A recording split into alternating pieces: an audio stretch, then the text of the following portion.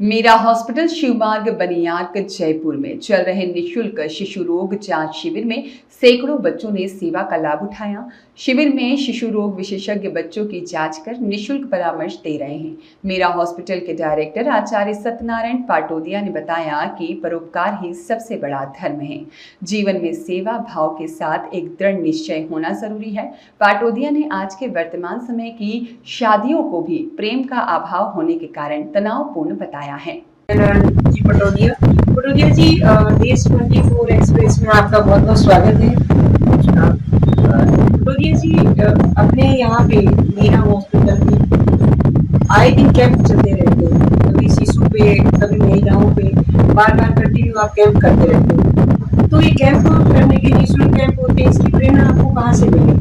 देखिए, डॉक्टर मीरा पाटोदिया जी सेवा, प्रेम और करुणा की भावना से मरीजों की इलाज करते थे जी। उन्होंने ये प्रथा शुरू की कि हमें मरीजों की निःशुल्क सेवा भी करना चाहिए, तो हम समय समय पर अनेक कैंप लगाते रहते हैं।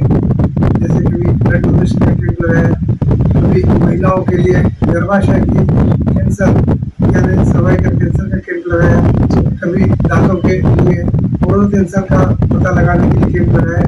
इस तरह लगातार हम कैंप लगाते रहते हैं। तो सर, अभी आजकल जो बहुत ज्यादा ट्रेंड चल रहा है तलाकवादी, आजकल की जो शादियां हैं वो बिल्कुल टिकने का नाम ही नहीं लेती। शादी के महीने बाद, 2 महीने बाद, 3 महीने, लास्ट 6 महीने तक आते आते शादी टूट जाती है। तो इसके पीछे क्या कारण है? आजकल यह सबसे बड़ी समस्या हो गई। माता पिता लाखों करोड़ों रुपए खर्च करके बेटे की बेटी की शादी करते हैं और उन्हें यह आशा नहीं रहती कि ये शादी करते थे 5-6 महीने में टूट जाए। इसका सबसे बड़ा कारण है ईगो, अहंकार। लड़की सोचती है मैं बड़ी हूँ, लड़का सोचता है मैं बड़ा हूँ। क्यों? क्योंकि लड़की के माता पिता लड़का ढूंढते समय उसका पैकेज ढूंढते हैं कि कितना बड़ा पैकेज है, और लड़की कितना कमाती है ये लड़की के माता पिता ढूंढते हैं, लड़का ढूंढता है। तो जब धन बीच में आ जाता है तो अहंकार बढ़ जाता है और उसके कारण से आपस में मिलती नहीं है।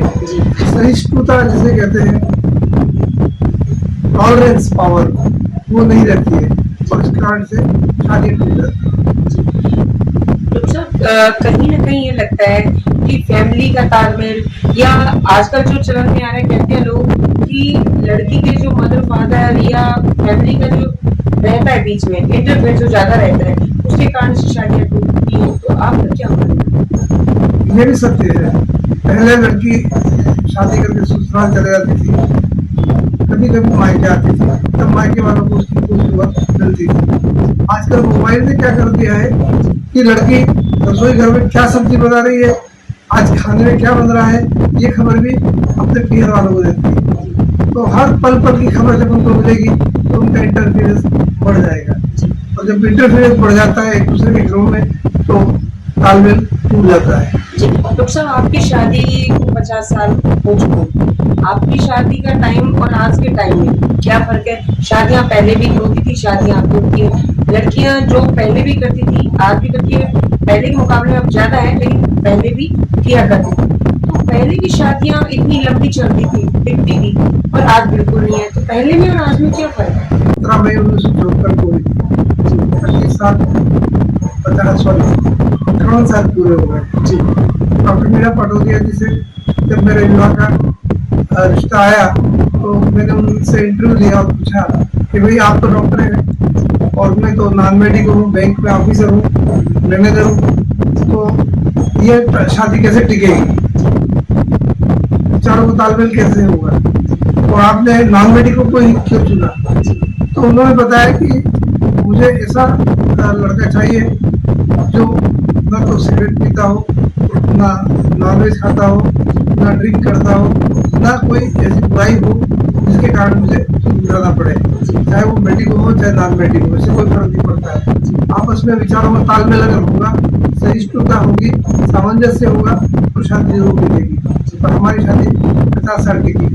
जी साहब, आज के युवा पीढ़ी जो उनको आप क्या क्या कहना चाहेंगे?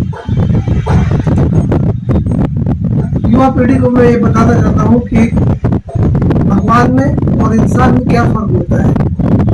अगर आप भगवान विष्णु की फोटो देखें तो उनके 4 हाथ हैं और इंसान के 2 हाथ हैं। यदि किसी का तरह से इंसान के भी 4 हाथ हो जाए तो उसमें और भगवान में क्या फर्क हो जाता है बताइए। भगवान विष्णु भी पालन करते हैं, भगवान ब्रह्मा जी पैदा करते हैं, तो इंसान भी बच्चे पैदा करता है, पालता है, पोसता, बड़ा करता है, शिक्षा दीक्षा देता है। तो इंसान में भगवान में कोई फर्क नहीं है, एक्सेप्ट कि भगवान के 4 हाथ है और इंसान के 2 हाथ है।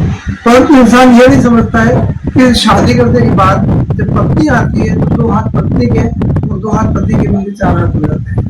अगर वो 4 हाथ मिल गए तो वो भगवान का रूप हो जाएंगे, परंतु वो 4 हाथ आपस में लड़ने में लगाते हैं, एक दूसरे को तंग करने में लगाते हैं, एक दूसरे को नीचा दिखाने में लगाते हैं, इसलिए शादी टूट रही है। पर मनुष्य को समझना चाहिए कि वो और भगवान में कोई अधिक अंतर नहीं है।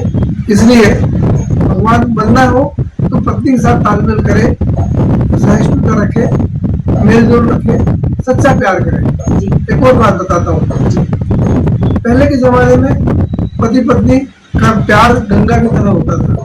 गंगा मतलब जब निकलती है तो पतली सी धारा होती है, पर बहते बहते उसका 1 मील का पार्ट हो जाता है, तो प्यार धीरे धीरे बढ़ता था। आजकल का प्यार जो है वो राजस्थान नहर की तरह हो गया है। जब नहर निकलती है राजस्थान नहर, खूब चौड़ा पार्ट होता है और धीरे धीरे धीरे धीरे सकड़ी होती जाती है।